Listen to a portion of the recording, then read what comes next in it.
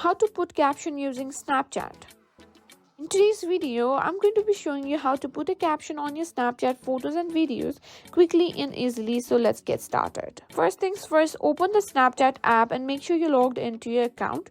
Now simply capture a photo or record a video like you normally would by tapping or holding the shutter button. After taking your snap, just tap on the text icon, and here you can simply generate AI caption as well, or you can simply type in yourself. You can type whatever you want, can be something funny, a date, a quote, or anything.